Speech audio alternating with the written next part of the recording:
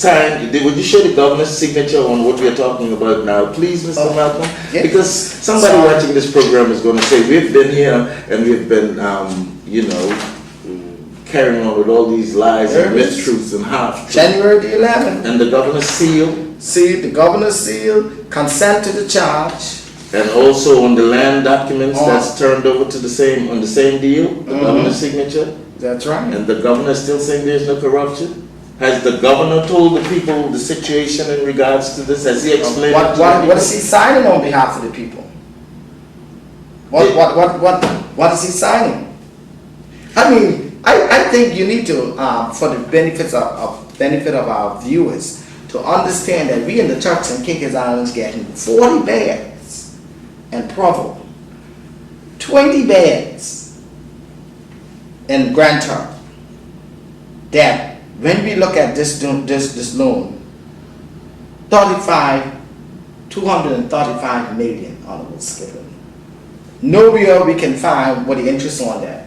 But we are talking two little tiny meager hospital that we don't know what kind of service we're going to get. And when you compare it to the BVI, that's building one. And we talk about almost $500 million. Yes, ladies and gentlemen, the people of the Turks and Caicos Islands is being asked to foot a bill for almost $500 million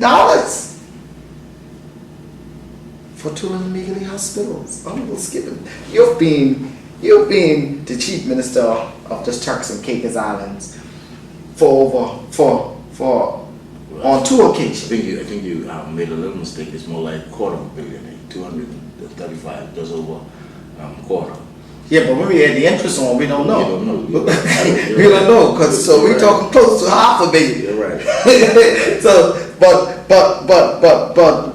but you've been chief minister on 2 occasions of these Turks and Caicos Islands. I mean, just from your experience and knowledge, how could a government drive to something like this? I can't understand it. You can. I mean, I'm saying you can, but it's happening. I mean, it doesn't happen in any other democracy. It doesn't happen in any other place where there's transparency in government. How can you, in the 21st century, in a country that's democratic, put a deal under the Union Jack with the governor's hand and seal, hand in marriage? Put a deal like this together, not tell the public, not explain to the public, but you're going to charge the public. You're borrowing money on behalf of the public that the public has to pay back, but you refuse to tell them where the money is going, who's going to own the hospitals, what are the interest rates, how long are you going to be required to pay, what are the conditions of your health services, how are you going to have to pay when you go to the hospitals. You understand what I'm saying? Correct. I mean, none of these questions have been answered. How long is the deal? Nobody knows anything. So the government is actually paying, incurring a loan for private people, putting a hospital in the lap of private people. Private people. Why? But the minister of... Why, if we borrow money in the first place, can't we own something we borrow the money for? And hire someone to operate it? Why do we have to borrow the money for somebody else to build a hospital? Why? And why do we have to pay for it? Because even the hospital is not paying for it. We are still paying for the running of the hospital as a part of the tax that we have to pay. Why? Why are we enriching people at the expense of us becoming impoverished? What's going on in this country? Is this communism? I don't know. Corruption to the end. But Honorable Skippins, I say again, the Minister of Finance obviously haven't read the ordinance of this country, the finance ordinance of this country, because in his press release a few days ago on March the 11th, he said the simple fact of the matter is that the total cost of the hospital is $124 million. And we come and we find out, we just got our hand a few days ago on a copy of the debenture, over 72 pages. But on the first page of this debenture, it got here, US $235 million. Is the loan. But the Minister of Finance said the simple fact of the matter is that the hospital is costing us $124 million. We go to the registry and we find the debenture $235 million. Honorable Skippers, That U.S. how could this happen? That U.S. must means us, and certainly not you and I. That U.S. $250 Well, Honorable million. Skippers, I, in my mind, the only rationale that I can come up is that maybe the Minister of Finance think this $235 million is Jamaican dollars. I think that's a mistake. It couldn't be U.S. dollars. It couldn't be talking about U.S. dollars. Mr. Malcolm, in spite of the fact that we are not going to own the hospitals, we don't know the interest rate. When do we stop having projected costs of this project, and when do we get a true cost? Because according to this document, we have projected costs, and the cost can go up, and according to this document, the loan can be compatible with this, it can fluctuate. So we don't actually know what we're borrowing. We don't even know what the end is going to be. We don't know what the end is going to be, but why are you taxing the poor people of this country to fund a private hospital that they're still going to have to pay through taxation to run? And getting back to Prime Minister of Belize, Musa,